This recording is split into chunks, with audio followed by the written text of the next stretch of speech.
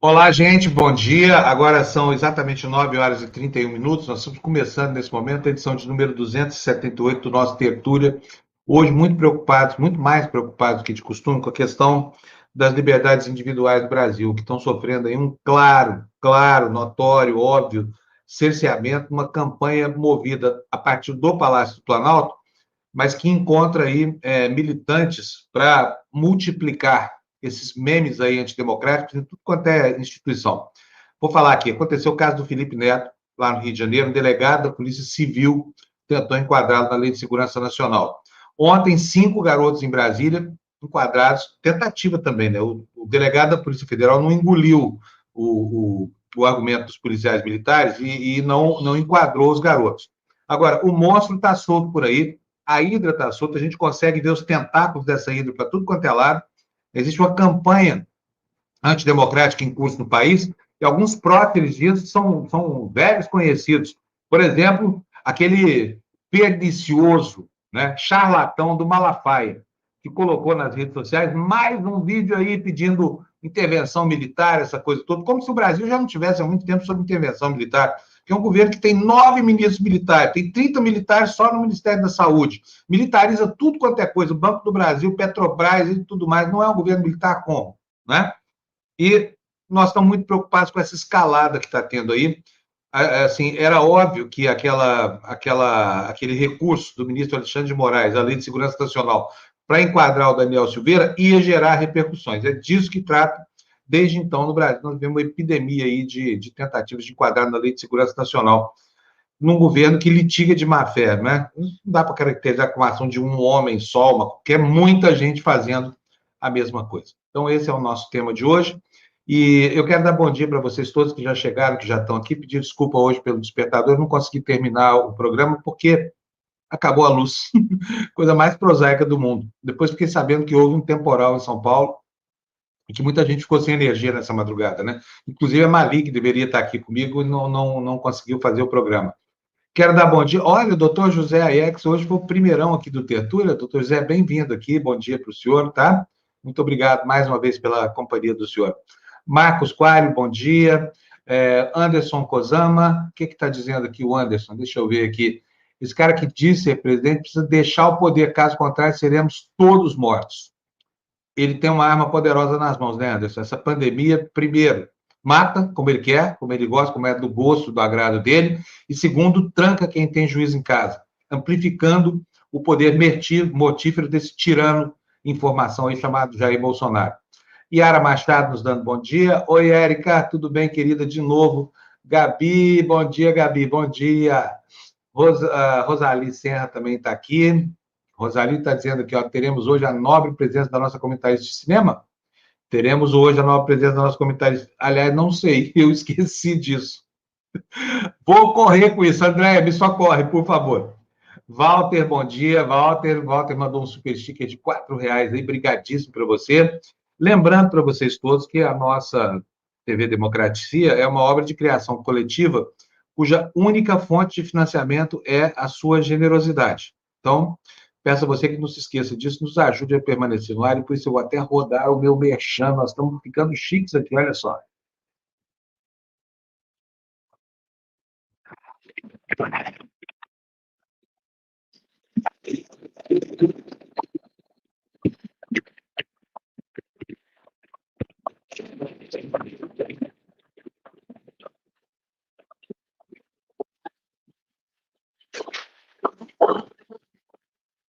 Senhoras e senhores, vivemos um momento grave no país, com muitas perdas de vidas que foram causadas principalmente pelas novas variantes do coronavírus. O nosso sistema de saúde está muito impactado, mas não colapsou nem vai colapsar.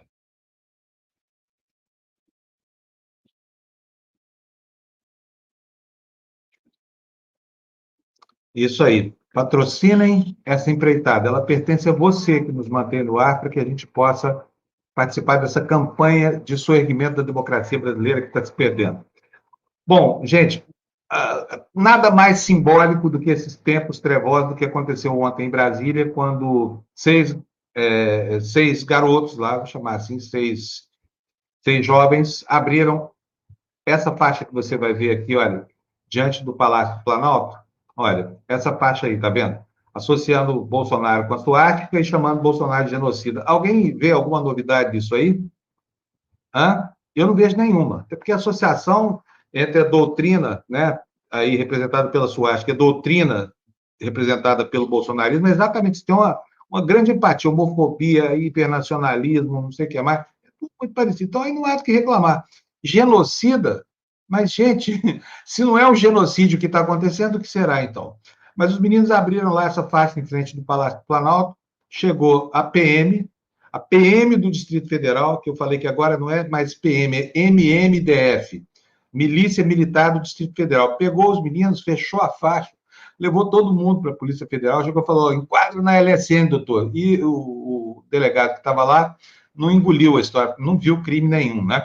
Um deles, que é o Rodrigo Pilha, tinha lá uma condenação que a família dizia desconhecer por desacato, provavelmente vindo de algum desses protestos aí, dos quais os jovens de Brasília participaram nos últimos anos. Não sabemos o que aconteceu ainda, mas o delegado aproveitou essa deixa para manter o Rodrigo Pilha preso, e agora de manhã a gente conversou com o irmão dele, chama Érico, e o Érico ainda estava sem saber o que fazer para tirar o menino da cadeia lá. Vamos falar sobre isso, mas vamos falar com a advogada Tânia Oliveira, vocês conhecem ela das redes sociais. Bom dia, doutora Tânia, bem-vinda aqui ao Tertúlia, tudo bem? Bom dia, Fábio, bom dia ao pessoal da TV Democracia, bom dia à turma da organização do programa Tertúlia, a todos que nos acompanham, é um prazer estar aqui. Podia ser em outras circunstâncias, né, Tânia? Porque talvez para a gente falar de alguma coisa mais construtiva do que isso. Porque eu queria, na verdade, conversar sobre cinema. Eu vi quando você estava respondendo a um ouvinte aí, quando quiser conversar sobre cinema, de cinema, é muito melhor do que vir falar dessas coisas terríveis que a gente vê aqui. Muito melhor, muito melhor. Mas vamos tratar como um filme de terror, talvez a gente se distancie do problema e possa discutir assim, sem ficar com o coração tomado por uma dor que a gente não quer sentir, né? Claro. Vamos lá, como é que você viu essa história de ontem em Brasília? Bom, Fábio, acho que a gente precisa situar o que está acontecendo no Brasil. Não é em Brasília, é o que está acontecendo no Brasil. Nós temos um governo com características absolutamente neofascistas, né, que tem, além de tudo que se diz dele, de total estupidez, ignorância e falta de políticas públicas para tratar as questões de saúde, etc., etc., é um governo que tem características de prática de violência institucional. O que nós temos agora é um acirramento dessa postura de recrudescimento do governo Jair Bolsonaro no bolsonarismo militante, que vai das bases até a própria estrutura do governo. Se a gente prestar atenção, nós já tivemos, na história do governo Bolsonaro, a criação de dossiê contra militantes antifascistas, fosse das torcidas organizadas de São Paulo, pedidas por um deputado bolsonarista de São Paulo, fosse pelo próprio Ministério da Justiça contra policiais antifascismo.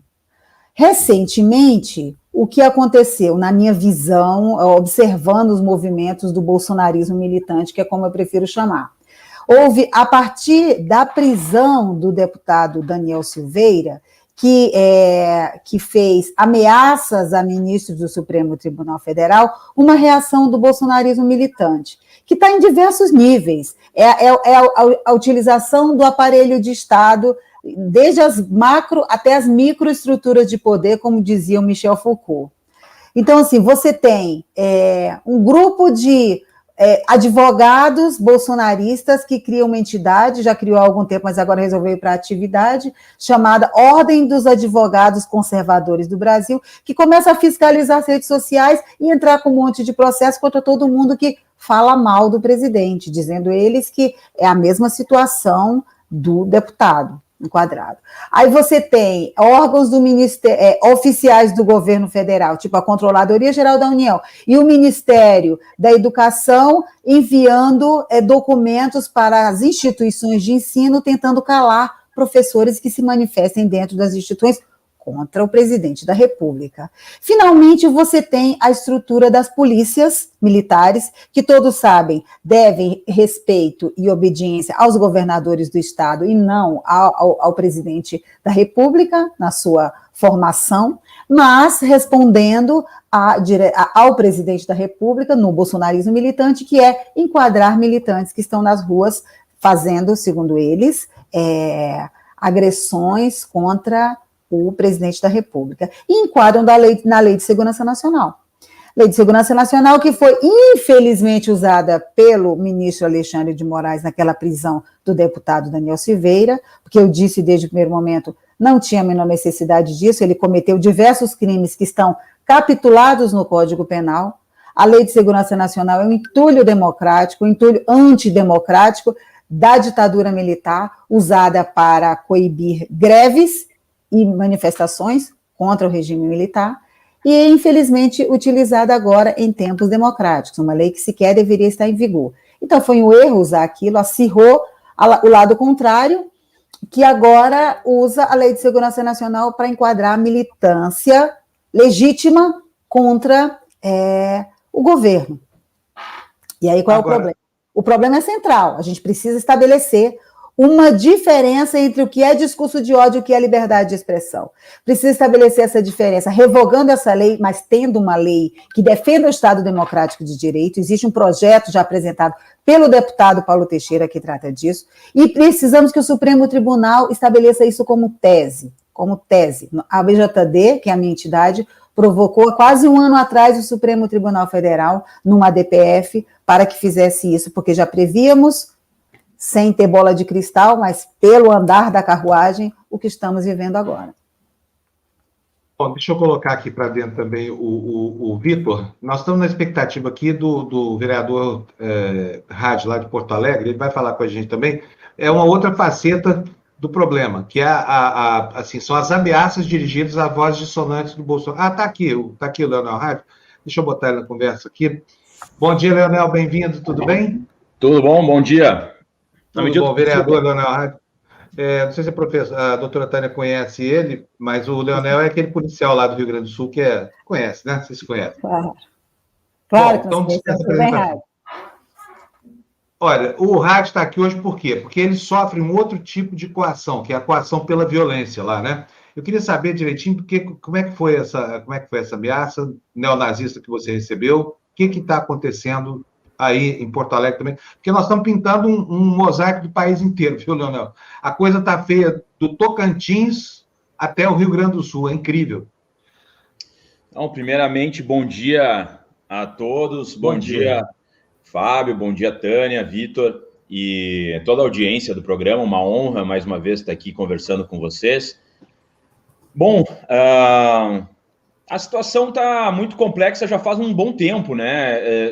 Desde 2019 a gente observa uma proliferação de grupos de intolerância e de violência, de racismo, misoginia, LGBTQIA+, fobia, enfim. E esses fatos que aconteceram, que resultaram no indiciamento de um neonazista, começaram no final de 2019, alguns festivais neonazistas que estavam acontecendo em Canoas, aqui próximo a Porto Alegre, e que foram denunciados, chegaram até mim essas informações, e eu denunciei esses festivais e esse grupo neonazista, e a partir disso eu comecei a receber diversas ameaças e importunação, e esses grupos eram ligados, inclusive, a políticos locais aqui, que tentaram também me atacar, e inclusive, como foi falado, uma das ações resultou no dossiê dos policiais antifascismo, que foi parar lá no Ministério da Justiça, mas ele começa aqui, principalmente no Ministério Público do Estado do Rio Grande do Sul, através de um deputado estadual ligado ao Bolsonaro e que era também ligado a esses grupos extremistas neonazistas.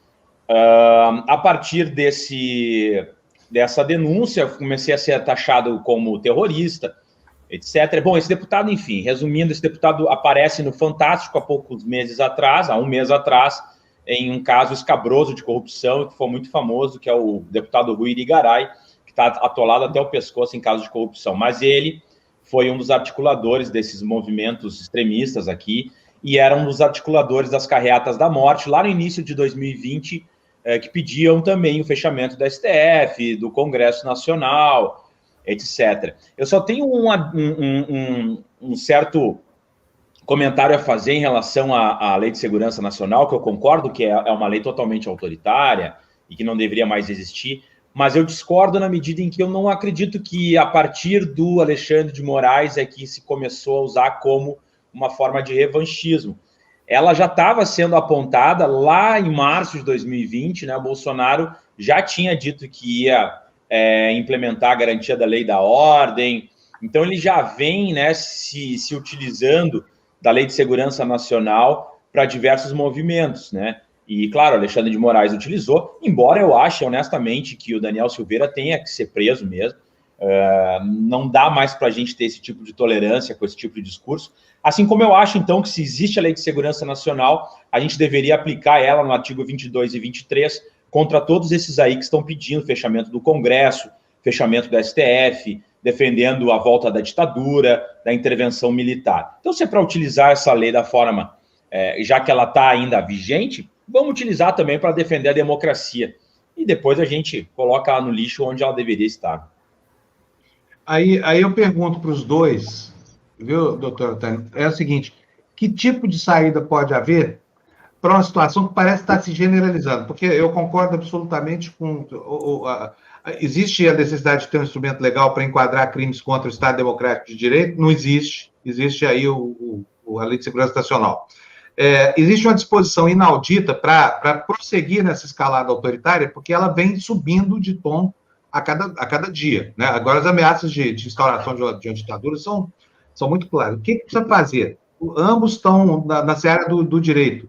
Eu queria saber dos dois por onde que a gente começa, já que discutir o projeto de lei de defesa do Estado Democrático nessa altura do campeonato não vai chegar a tempo de resolver o problema.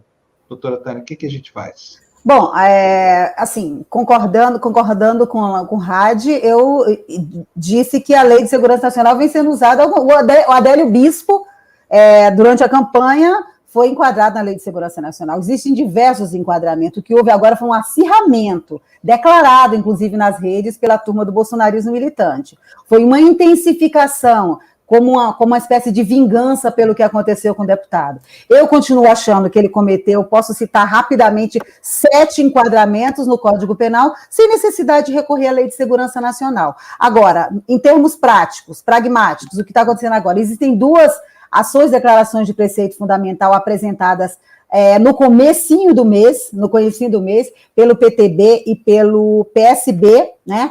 Inclusive as entidades em defesa da democracia, a Associação Brasileira de Juristas pela Democracia, que é a entidade a qual milito, a Associação de Juízes para a Democracia, a Associação de Advogados e Advogadas Públicas pela Democracia e o coletivo MP Transforma estão entrando agora de manhã com pedido de amicus curiae nessa ADPF. O Supremo Tribunal Federal precisa declarar, não precisa ser de todo, mas existem vários dispositivos da Lei de Segurança Nacional que não foram recepcionados pela Constituição Federal. Então, é preciso tirar esses dispositivos do universo... O que, Tânia? Por exemplo, o que... Por exemplo, tem N dispositivos, o artigo 23. Vamos abrir a lei aqui rapidinho para eu ler para você, por exemplo, o artigo 23, incitar a subversão da ordem político-social. Qual o significado disso? É uma utilização genérica que a polícia pode fazer como bem entender, que é o que está fazendo. Né? Que é o que está fazendo. Então, essa reação da base do bolsonarismo que detém o monopólio da violência, que são as polícias militares, é muito perigosa com o uso dessa lei, ainda com a vigência dessa lei, com esses dispositivos. Porque aqui em Brasília o que aconteceu foi que nós tivemos um delegado da Polícia Federal que disse não houve crime aqui, ok. E o que vai acontecer nos grotões do Brasil afora? Com a polícia militar, sabemos disso, infelizmente, completamente vinculada aí em larga maioria, né, infelizmente em grande parte, a um pensamento que é esse propagado pelo presidente da República. Então, a solução imediata para mim é que o Supremo Tribunal Federal precisa declarar a inconstitucionalidade dos dispositivos dessa lei que não encontram guarida na Constituição. E o Congresso Nacional precisa ter uma legislação que defenda efetivamente o Estado democrático de direito e que revogue a Lei de Segurança Nacional em todos os dispositivos em que ela é flagrantemente inconstitucional. Nós não temos como ganhar essa disputa, nós não temos como ganhar essa disputa na base da sociedade, com o aparelho de Estado capturado como está, com a vigência de um mecanismo completamente autoritário como essa lei. Não temos como ganhar. É uma disputa inglória para a gente. Concordo. Leonel, você que conhece, que vem das hostes da polícia, ainda que as polícias sejam muito diferentes, civil, militar, Rio Grande do Sul e Brasília, mas a gente está muito preocupado com o que houve ontem lá com a PM de Brasília, que parece estar agindo, sim, recebendo a voz de comando diretamente do Palácio do Planalto, não mais do Buriti. Pergunto para você, como é que você viu esse movimento de ontem lá do voluntarismo dos policiais militares de Brasília? Chega a ser ridículo, porque, na verdade, em tese, no máximo, seria um crime contra a honra do presidente da República, que ele, se ele estivesse passando lá, ele poderia dar o flagrante, porque era vítima, no máximo, o ministro da Justiça. Sentido nenhum policiais se incomodarem com uma crítica ao presidente da República ou a qualquer político. Isso faz parte da democracia. E aí pessoalizar como se eles tivessem sido agredidos, supostamente agredidos ainda, porque, na verdade, chamar o Bolsonaro de genocida é quase uma obrigação e uma obviedade no momento atual. Mas isso demonstra, de fato, na verdade, a Polícia do Distrito Federal, a Polícia Militar do Distrito Federal, ela foi cooptada pelo bolsonarismo ainda na metade de 2019, na reforma da Previdência, em que as polícias militares foram aos 45 minutos do segundo tempo, é bom que se diga, não foi uma coisa dada, mas entraram na reforma com os militares, que era uma reforma vantajosa, e depois com aumentos salariais ali que eles receberam, acho que 2020, se eu não me engano. Mas, ao mesmo tempo, começam a ser atacados também pelo bolsonarismo, com a PEC, 186, que congela, então, os aumentos salariais e progressões nas carreiras das polícias. Mas, de fato, a polícia do Distrito Federal, a polícia militar do Distrito Federal, ela já deu algumas demonstrações de alinhamento ideológico, não total, não de todos os seus membros, mas um alinhamento ideológico com o bolsonarismo, que é gravíssimo, na medida em que as polícias devem ser órgãos de Estado e não de governos. E eu sempre digo, se quem está aplaudindo esse tipo de situação e acha que está certo, esse tipo de ação completamente destemperada, descabida e inconstitucional, tanto que eles sabiam que estavam equivocados, que no primeiro momento falaram que era a Lei de Segurança Nacional, porque teria atingido a honra do presidente, e no segundo momento tentaram ir para a Lei de Racismo por causa da suástica, de uma leitura completamente deturpada, porque é justamente o que a charge faz, é criticar o nazismo, mas tentaram sair por essa tangente, demonstrando, então, que o objetivo deles era exatamente coibir qualquer tipo de ação contrária ao bolsonarismo. Bom, aqui em Porto Alegre a gente teve um caso clássico, que foram as carreatas. A carreata que pedia vacina e que era contrária ao Bolsonaro, boa parte dos militantes que estavam nessa carreata foram multados por questões absurdas. Eu, inclusive, fui multado numa carreata que tinham, 200 carros, alguns buzinando, outros não, e me disseram que eu estava buzinando, e eu não estava buzinando. Entre outras multas, por exemplo, falar ao celular, sabe? Sendo que não tinha ninguém acompanhando essa carreata. Pegaram as placas na saída ali do espaço e saíram multando aqui a Brigada Militar em Porto Alegre. E enquanto as carreatas dos bolsonaristas que trancam trânsito, etc., não recebem nenhuma multa. Então, nós vemos claramente que as instituições elas começam a agir, de fato, como instituições político-partidárias e não mais como instituições de Estado. E isso é muito grave nesse momento. E, é claro, isso não são todas as polícias, a Polícia Civil muito menos que a Polícia Militar, mas dentro da Polícia Militar também não é uma hegemonia, mas é um comportamento majoritário. Então, isso é muito perigoso, visto que a gente vai ter eleições no ano que vem, que o Eduardo Bolsonaro já disse diversas vezes que se a direita dos Estados Unidos fosse mais bem organizada, ela teria matado vários policiais, ou seja, ele falou diretamente dos policiais, teria matado vários policiais naquela invasão do Capitólio, teria matado vários parlamentares, naquela invasão do Capitólio e teria atingido o seu intento, e que se a direita brasileira fosse 10% organizada, como é a esquerda, ela teria sucesso.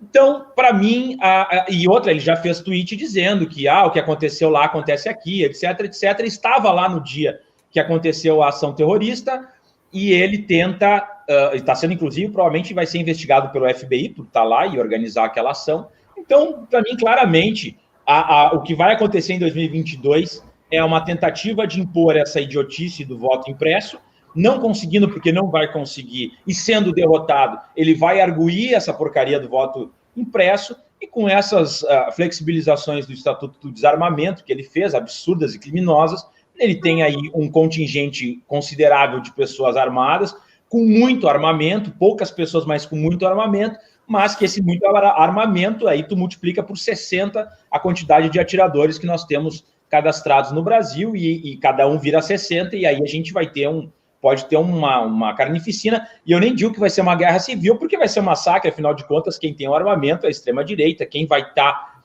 majoritariamente articulado dentro dos órgãos de Estado é a extrema-direita. Então é bom que fique gravado isso aqui que a gente está falando hoje, para ser lembrado para a posteridade, caso isso ocorra. Ou então as instituições democráticas começam agora a dar a resposta que tem que dar e a expurgar esses quadros nefastos que estão dentro dessas instituições, e começam a levar a sério esses discursos de intolerância que estão sendo feitos por políticos, por lideranças, e essas ações aí sendo realizadas em frente a palácios de governadores, ameaças a prefeitos, realizadas por grupos extremistas.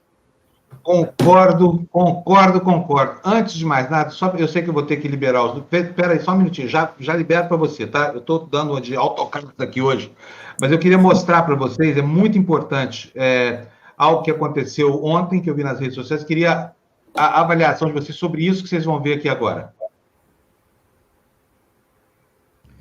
Povo abençoado do Brasil, preste bastante atenção ao que eu falo nesse vídeo. Presidente Bolsonaro, convoque as Forças Armadas para estabelecer a lei e a ordem. Vamos à Constituição. De primeira mão, não estamos aqui pedindo golpe militar, nem ditadura militar, nem fechamento de Congresso ou de STF. Só o presidente da República tem autoridade para convocar estado de sítio ou de defesa com a aprovação do Congresso Nacional. Chega desse bandido, desse malafaia. Aí, ó, nesse caso ele está infringindo o artigo 23, entende, da Lei de Segurança Nacional, claramente, do tipo, se é pra gente, então, vamos fazer como estão fazendo com o Felipe Neto, que daí não tinha nada a ver, porque ele disse o óbvio, mas isso é uma incitação ao crime, está lá na Lei de Segurança Nacional, entende, que eles amam tanto. Isso não pode ocorrer, isso é um absurdo, isso é uma incitação, sim. É a mesma coisa, você é um negro sujo, mas eu não sou racista. Entende? Do tipo, tu fala algo, depois tu diz que tu não está cometendo aquele crime, não importa, está cometendo aquele crime.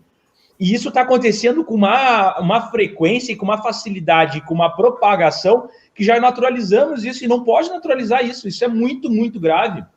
É terrível o impacto que isso tem na sociedade. Tânia.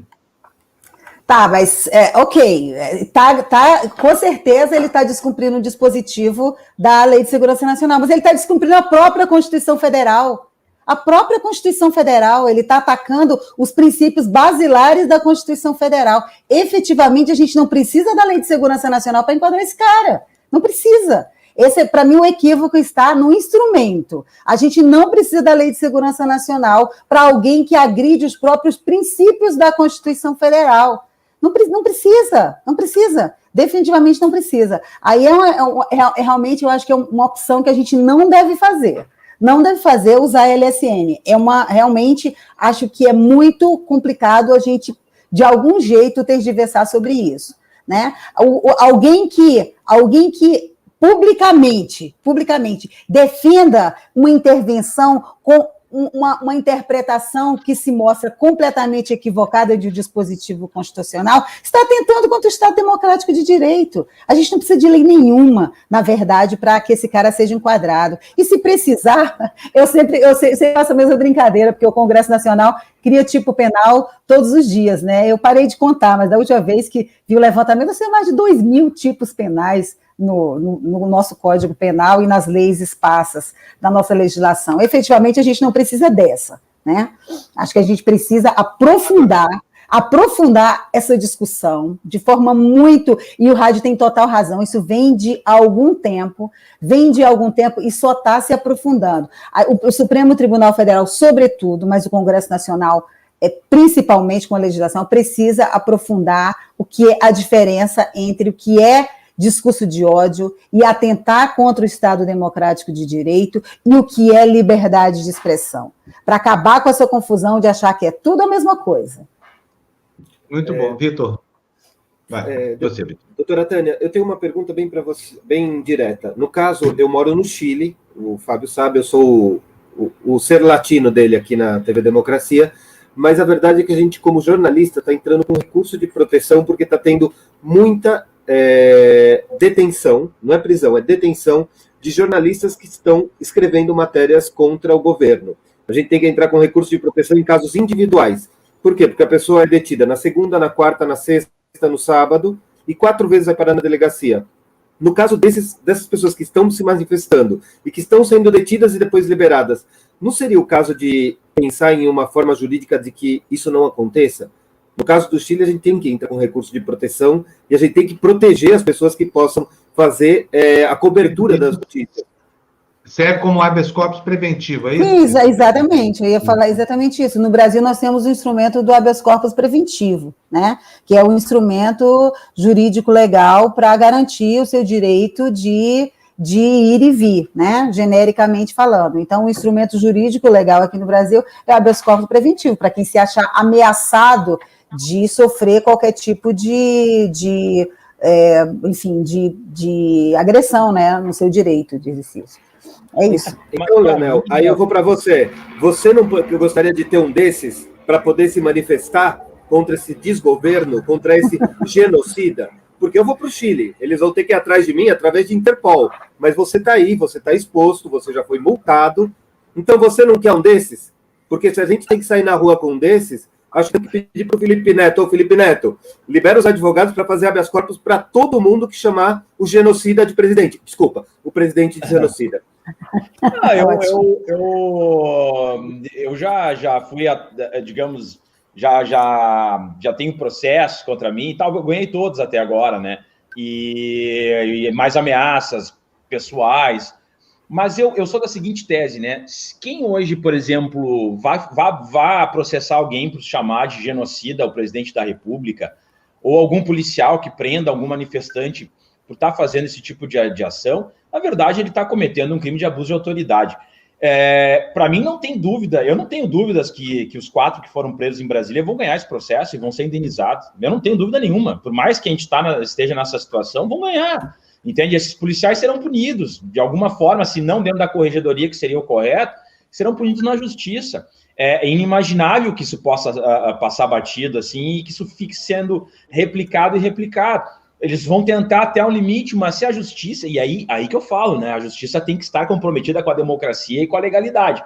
Se a justiça estiver comprometida com a democracia e com a legalidade, por mais que seja, pode ter seu posicionamento majoritariamente conservador, não me interessa. Mas se ela tiver compromisso com esses aspectos, essas pessoas serão punidas, esses policiais, e quem está fazendo esse tipo de ação, né? Esse delegado que instaurou um inquérito, tipo, instaurar um inquérito, para começar, instaurar um inquérito contra o Felipe Neto, por exemplo, né? O da Polícia Federal de Brasília não instaurou, mas o do Felipe Neto. Olha, primeiro, teria que ser o presidente da República ou o ministro da Justiça para iniciar um procedimento. Aí ele vai com o filho do presidente da República iniciando um procedimento, já está completamente errado já na raiz, já tem vício de raiz nesse procedimento, entende? Então, quer dizer, esse delegado ele tem que ser punido, não é possível, ele tem que responder na justiça, ele tem que sofrer um afastamento, um processo administrativo, porque como é que ele de ofício sai fazendo isso? Já é a segunda que ele faz, né, em relação ao Felipe Neto. Na primeira poderia dizer, eu me senti ofendido, vi uma situação e vou agir de ofício, beleza, mas nessa segunda ele necessitava de um procedimento para instaurar, não da forma como ele fez, dando essa visibilidade, essa exposição que ele fez em relação ao Felipe Neto. Mas assim, honestamente, eu tenho convicção que essas pessoas vão pagar na justiça, mais cedo ou mais tarde, e eu acho que é isso que a gente tem que fazer, por isso que a gente tem que estar com alguns arcabouços bem conscientes. E outra situação, uma coisa que eu sempre falo para o pessoal, principalmente que gosta da chamada ação direta, pessoal que gosta de fazer pichação, tocar pedra em vidraça, incendiar lixeira. Eu discordo desse tipo de ação porque eu acho que isso só fortalece a extrema-direita, ok? Mas eu respeito e entendo a lógica que querem imprimir a partir disso aí. Mas eu sempre falo assim, mas que horror, a polícia é repressora. Eu disse, olha só, parceiro, quer fazer coisas fora da lei? Mesma coisa que eu falo para a extrema-direita. Quer ser fora da lei? Quer fazer um terça livre da vida? Ficar falando porcaria, mentindo, atacando as instituições, atacando a Constituição, atacando... Tranquilo, tu quer ser mártir? Seja mártir, mas banca o teu problema. Assume que tu está sabendo, conscientemente, que estás correndo um risco a partir das tuas ações. E se tu acha que isso é importante para defender a democracia ou pela tua ideia, continua sustentando. Agora, tu não pode fazer as ações e depois te vitimizar. Tu tem que lutar pela justiça. Mas ficar se vitimizando, nossa, eu não sabia que isso ia acontecer, nossa, olha o que está acontecendo agora.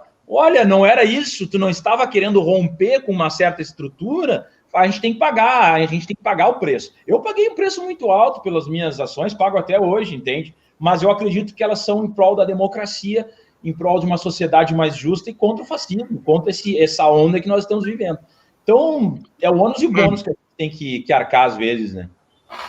Leonel, muito obrigado. Tânia, muito obrigado. Foi uma honra e um prazer ter vocês dois aqui. Saber que tem duas pessoas assim tão resistentes a essa onda, a esse assalto institucional que nós estamos sofrendo por parte dessa milícia bolsonarista. Um abração para vocês. Obrigado. Tchau, tamo junto. Obrigada.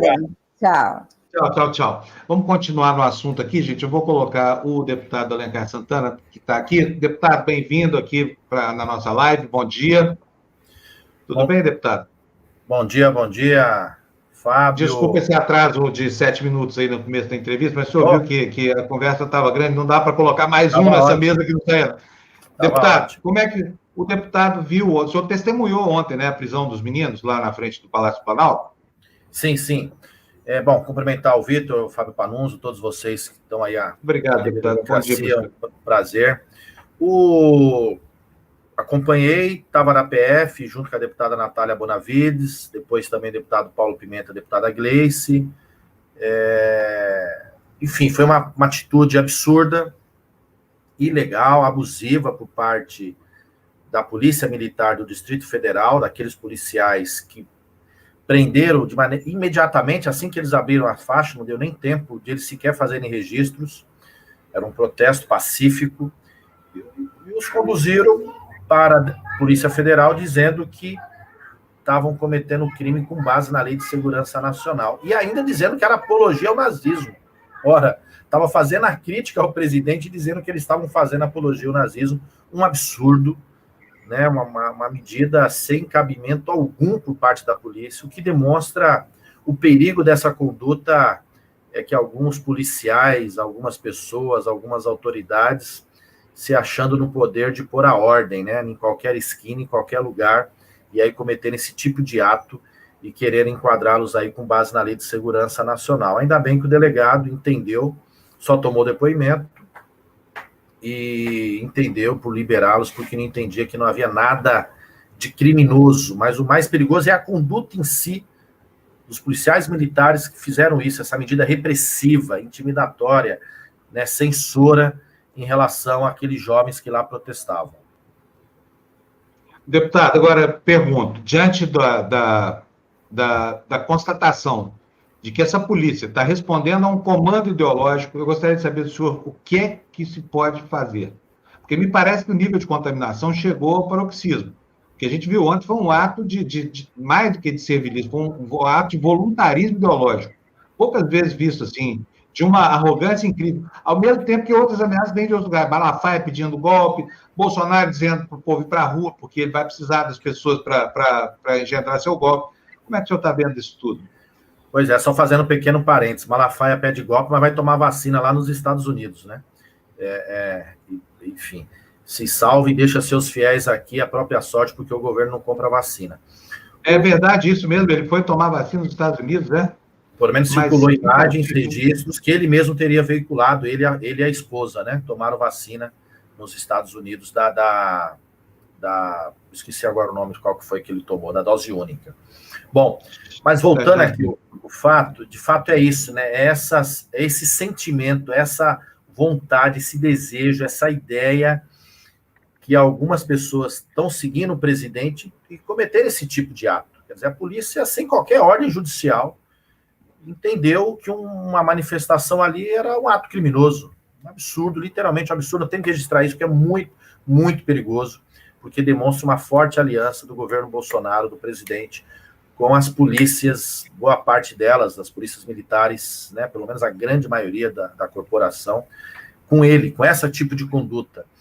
E nós temos que combater de todas as maneiras possíveis. Primeiro, por exemplo, aqui é um tipo de combate, né? Ao a gente tratar desse assunto, ao falarmos desse assunto, ao trabalho de vocês, outros órgãos de imprensa e de outras pessoas.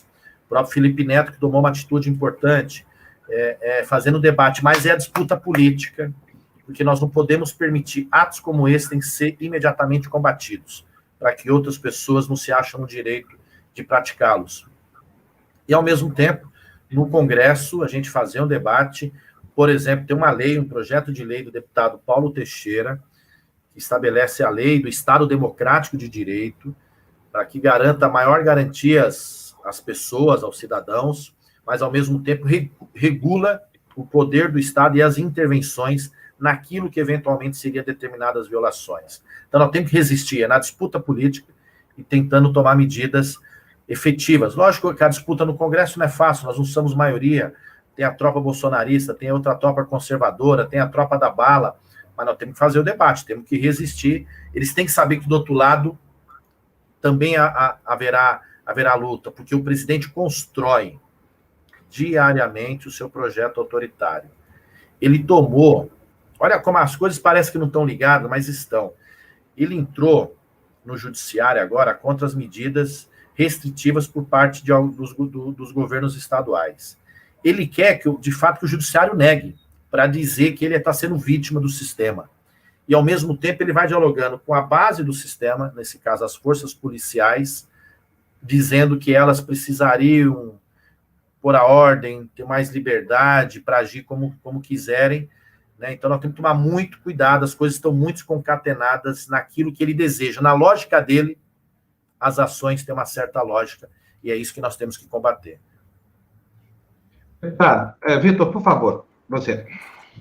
Deputado, na verdade não foi o Malafaia, foi o Edir Macedo que foi tomar vacina nos Estados Unidos. O Malafaia só perdeu um primo, o bispo Daniel, que na verdade era primo dele, e sabe o que ele fez quando perdeu o primo? Convocou mais uma aglomeração para rezar pela bispo Daniel. Esse é o Malafaia que ontem veio pedir golpe.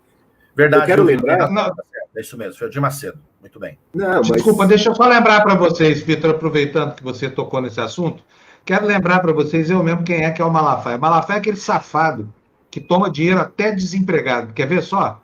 Reais. Vai ser a sua semente para que você tenha uma casa. Vai, eu vou colocar de novo aqui porque falhou aqui. Vamos lá. 30% do que você ganha em um mês. Mas estou desempregado. Alguém te ajuda? O mês que você recebeu uma ajuda? Então, você vai pegar de um mês. Por exemplo, aí em abril, pastor, eu estou vendo de favor, estou desempregado, eu fiz uns biscates, recebi R$300. Ok. Então, a tua semente vai ser R$90 para um ano. Entendeu? Você vai pegar 30%. Ou se você está empregado, pastor, eu ganho R$600 e estou vivendo aqui, moro na casa do meu pai. Ok. R$30, R$180, você tem de abril a dezembro para você plantar esses R$180. Vai ser a sua semente para que você tenha uma casa. Semente, conversa, piada de estelionatária, não? É triste ouvir isso. Semente, plantar semente, vai plantar batata, Malafaia. Paciência. Esse é o Malafaia que está pedindo golpe de Estado aí no Brasil, deputado. Agora vai fazer o quê? Trancar esse pilantra aí com base na Lei de Segurança Nacional? Não dá, né? Eu também acho que a Lei de Segurança Nacional tem sido abusivamente usada, apesar de que, num primeiro momento, parecia ser uma ferramenta, né? Justificável. Não, mas nós temos que saber distinguir. Acho que aí você entrou num ponto importante aí, Fabio.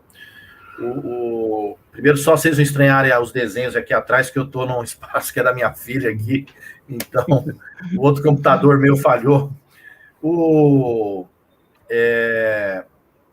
Uma Uma coisa é uma pessoa, um cidadão, fazer um protesto que eventualmente alguém pode interpretar de um jeito ou de outro, que não deveria. Agora, tem pessoas que gozam da autoridade, e a autoridade delas é justamente para preservar o Estado democrático de direito, as instituições que permitem que, inclusive, elas estejam lá. Seja um juiz, uma autoridade policial, seja um deputado, como no caso do Daniel Silveira. Essas pessoas não podem usar o seu poder, usurpando dele, e defender ataque, influenciando justamente contra as instituições. Isso sim é um atentado. Uma coisa é fazer uma crítica, eu chamar o presidente de genocida, uma crítica política. Uma coisa é dizer, eu vou matar o presidente.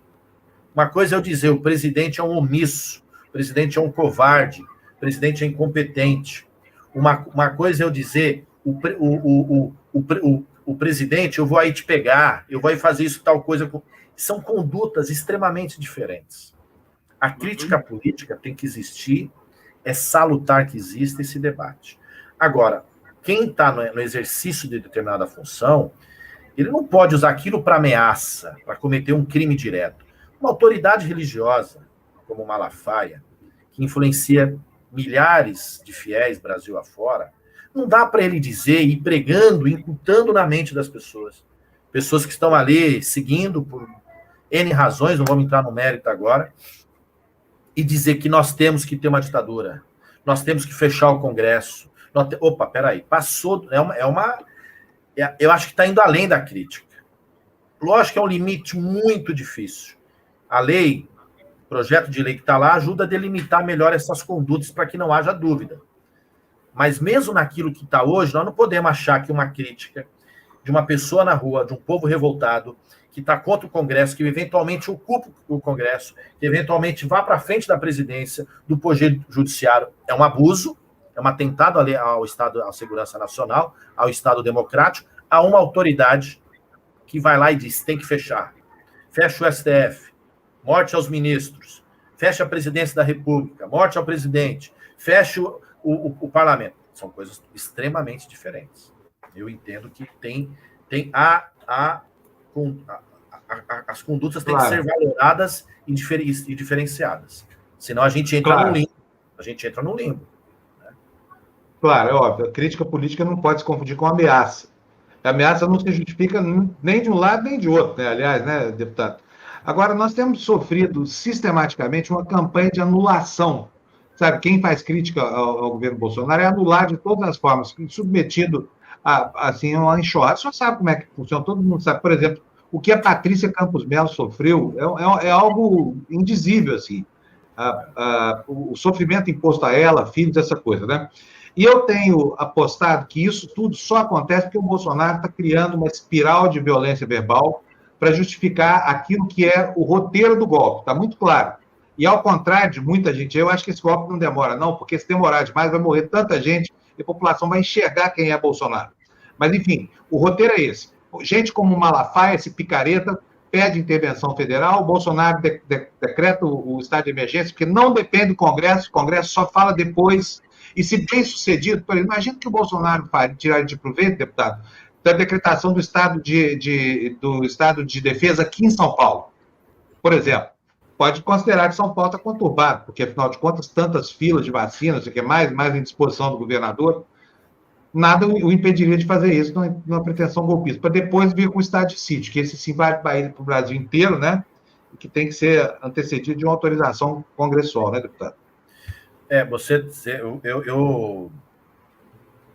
Isso que você diz, assim, eu não tenho dúvida. Primeiro que o Bolsonaro não é o idiota que ele parece que a gente acha que é. E ele tem uma lógica na construção dele, e ele constrói, de fato, esse Estado autoritário. Ele está ali no limite, ele está vindo. Ele quer tentar justificar a sua vontade final. E fazer esses atos, vamos dizer assim, que vão gerando as situações, também é o desejo dele. Ele quer essa desculpa de uma eventual ruptura para agir de uma outra maneira mais forte. Eu acho que mesmo com a eleição do presidente dele na Câmara e no Senado, ele terá certa resistência. Ele não terá toda a complacência que ele acha que terá. E esperamos também que o Poder Judiciário vá pondo freios e pondo seus devidos limites. E que a sociedade vá se atentando. Porque, sem dúvida alguma, como você disse, eu também acredito que o povo vai se revoltar, porque não tem como. Porque, do ponto de vista funcional, do ponto de vista da vida real, esse governo não funciona para nada. Não tem uma medida que a gente consiga falar que esse governo fez correta. Uma medida. Eu participei de uma entrevista hoje cedo. Aí a pessoa falou, mas vocês têm que apoiar as medidas. Eu falei, mas como assim? Eu vou apoiar para discutir se tem que ter vacina ou não? Eu vou apoiar a cloroquina? Isso não é unidade nacional, isso é loucura. Né? Porque se ele agisse como presidente, não como líder em si, porque ele não é, mas como presidente, ele tinha que chamar o país para uma unidade para resolver esse problema, mas ele está fazendo o inverso. Então, e o povo está percebendo, porque a fome e a miséria voltaram de muito, muito, muito forte. Eu tenho certeza que qualquer um aqui que vai no supermercado encontra uma pessoa pedindo para comprar um quilo de arroz, 1 quilo de feijão, vá na feira, é na rua, é na esquina, e as pessoas querem também a vacina. É o sonho hoje de consumo do brasileiro é poder ser vacinado. Consumo não enquanto compra, né? Estou dizendo de poder ter acesso à vacina. A gente quer proteção. E o governo, né? Então, inevitavelmente, eu creio que nós teremos mais reações. Ele vai tentar, a depender do tamanho, agir de uma outra maneira, e aí que nós vamos ter que conseguir botar o devido freio. O devido freio. Dizer que nós queremos que o Bolsonaro caia não significa um atentado à segurança nacional. Dizendo que ele tem que sair urgente da presidência, só voltando àquele tema, não significa isso. Agora, dizer que nós vamos apanhar ele na porrada, que vamos dar tiro, aí é outra história. Então, nós temos que separar isso, mas ele tem que cair urgentemente. Vitor? Deputado, o Brasil é uma vergonha. Eu digo isso porque eu estudo América Latina, eu geralmente trago notícias da América Latina e é uma vergonha. É uma vergonha você ver o Paraguai fechando, priorizando as vacinas na fronteira com o Brasil, o Uruguai fazendo a mesma coisa, a Argentina impedindo a entrada de brasileiro de qualquer jeito. Como é que a gente se sente? O senhor que, é do Partido dos Trabalhadores, o senhor que tem o Lula no seu partido, que, da verdade, eu acredito que não age mais como candidato a presidente ou como ex-presidente. Eu acho que ele assumiu aquela vaga, está fazendo um freelance aí de presidente, porque ele fala com o Biden, ele fala com os outros países como se fosse presidente. Como é que o senhor vê quando o senhor tem que falar com seus pares da América Latina, ou tem que falar com seus pares e falar, olha, eu sou deputado brasileiro. O senhor passa a mesma vergonha que eu passo quando eu tenho que falar que sou brasileiro e explicar o Bolsonaro, que o Jamil passa e publicou um texto hoje na Folha? Dá vergonha falar que o senhor é um parlamentar brasileiro? Olha, eu acordei logo, enfim, vendo a notícia, o comentário de que o presidente ontem na live dele, ele imitou uma pessoa sentindo falta de ar. Aquilo ali eu falei, não é possível, não é possível. Quer dizer, não tem como não passar vergonha. Porque as pessoas estão vendo, o Brasil não é um país qualquer. O Brasil é um dos maiores países do mundo, em população, em território, em riqueza, já chegou a ser a 6ª economia. Deputado, o senhor não viu uma cena, não? Não Bolsonaro tirando... Então veja só. Sem problema, se tu começar a sentir um negócio esquisito lá, tu segue aí a receita do ministro Mandetta. Você vai para casa, se você tiver a falta de ar, você vai acontecer então. Pois é aterrorizante. É aterrorizante você ver um presidente da República fazendo isso. Quer dizer, não tem como não passar vergonha, né? Porque as pessoas estão acompanhando o que acontece aqui. Ele podia, tudo que ele fizesse, podia dar errado. Mas pelo menos ele devia tentar solucionar. Ele não está tentando, ele tenta com tudo que é aquilo que ele sabe que é errado. E fica fazendo esse tipo de agressão, que ele fez é uma agressão. O Lula, como o Vitor disse aqui, tem feito alguns contatos. Pode dar errado, mas há uma tentativa de ajuda para solucionar um problema. São condutas extremamente opostas. Então, é lamentável esse tipo de coisa que o Brasil está sofrendo internamente, e essa imagem externa tão boa que nós tínhamos no passado recente, em especial durante o governo Lula, e agora nós estamos também destruindo essa imagem, e o Brasil praticamente ficando isolado. Quer dizer, ele consegue se articular politicamente com quem internacionalmente? Ninguém. Era um capacho. Com a Hungria e com a Polônia. Com a Hungria e com a Polônia. Vai sobrar para nós. Nosso mundo vai ficar... Pois é. Terra plana vai diminuir muito para a nossa geopolítica. Deputado, bom, o deputado Paulo Teixeira sempre vem aqui no Tertúlia falar com a gente, e ele tem reclamado bastante de não ter conseguido avançar com o projeto da Lei de Defesa do Estado Democrático. O senhor acha que existe clima para que o Congresso pare e discuta uma lei que permita defender a democracia dos seus inimigos e não o Estado daqueles que considera inimigos? Por hora, eu creio que não, porque o Congresso ainda espera algumas benesses. Estou dizendo o Congresso a base de apoio, né? Mas, enfim, vamos... As benesses do governo Bolsonaro. Mas eu creio que a médio prazo tem espaço, porque o mundo político vai cada vez mais percebendo que o Bolsonaro não é uma ameaça, mas que ele é um perigo real. E é um perigo real a todo mundo, inclusive com aqueles que acham que são aliados dele. O mundo político, vamos dizer, desse centro, ou fisiológico ou ideológico, não importa qual, vai perceber que o governo é uma ameaça real, é um perigo absoluto, né? Então, eu creio que em algum momento esse Congresso vai ter que sentar e vai ter que discutir. A curto prazo, sem dúvida alguma, nós não temos condições, salvo se a gente conseguisse aí muitas manifestações, mas não vejo a curto prazo algo nesse sentido. Mas a médio prazo, né, ou um pouco mais adiante, teremos espaço, porque não vai ser possível continuar. Porque como vai ter muito abuso agora, inclusive por parte do judiciário, das forças policiais, que querem, aliadas ao presidente, adeptas do presidente, que estão, vamos dizer assim, querendo dar o troco devido à prisão do Daniel, vão abusar e em algum momento vai ter que sentar e fazer essa discussão para poder pôr um freio, limitar e jogar para fora, revogar aquele entulho que vem do período ditatorial. Nós não podemos, né, continuar com isso vigorando no país. Mas a conjuntura que vai mudando, né? São os ares da política que vai fazendo com que tenha mais ou menos chance em determinado momento. Bom, deputado, quero agradecer a sua entrevista aqui, dizer que nós estamos em sintonia perfeita assim, com relação à necessidade de combater isso para salvar o que ainda resta da nossa democracia, e meio sem saber o que fazer, porque, afinal de contas, está todo mundo meio estarrecido com as coisas como estão caminhando no Brasil, né? Agora, o fato é o seguinte, parece inequívoco, inquestionável, que a nossa democracia está na UTI. Tá? Ou se não está na UTI, está na fila da UTI e não tem leito para ela. Abraço, deputado.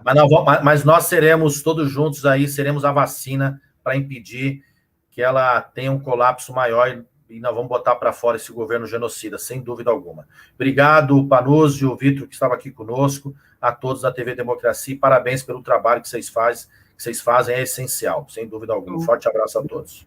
Obrigado, deputado. Obrigado pela sua entrevista. Então, até a próxima. Tchau, tchau. Um abraço.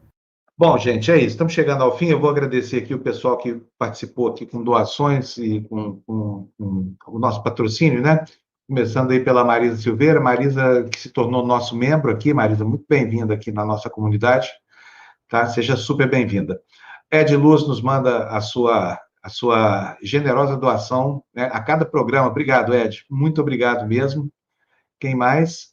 A Maria Vargas está nos dando os parabéns aí por trazer informação de qualidade. Nossa obrigação, viu, Maria? A gente ganha de vocês para isso. Vocês pagam a gente para isso. Então, nós estamos só prestando serviço contratado. Muito obrigado.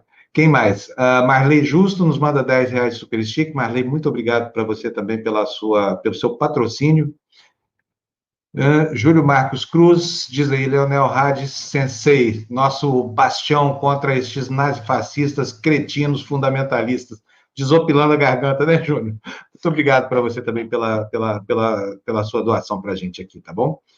E é isso, gente, estamos terminando aqui. Eu quero desejar para vocês uma sexta-feira excelente. Hoje, aqui à tarde, nós temos uma programação, vocês sabem, né? Toda sexta-feira é uma alegria aqui, porque tem o tarô da Lelê, da Letícia Vilela, E tem também o Libertas, com a Ana Cláudia. E logo depois disso, 8h30 da noite, tem o Sextou com a Bruna, que está ficando cada dia que passa melhor e mais divertido. Então, espero que vocês se divirtam bastante, que vocês tenham um ótimo fim de semana, que vocês aproveitem bastante em casa o fim de semana. E qualquer coisa, nós estamos por aqui, tá bom?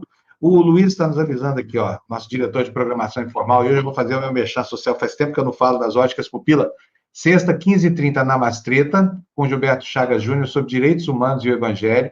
18h30 tem Libertas, 20 horas tem Sextou, com Gustavo Cabral. Olha só que legal. Mac Gra, o que é MC Gra? Desculpa, não conheço essa galera que a Bruna reúne.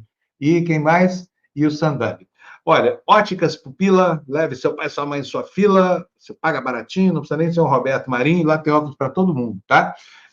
A Doc Lobo, 1307, loja 22, Galeria do Antigo Cine Vitrine. Luiz, obrigado para você, valeu. Então é isso, gente. Bom fim de semana para todo mundo e fora Bolsonaro, genocida!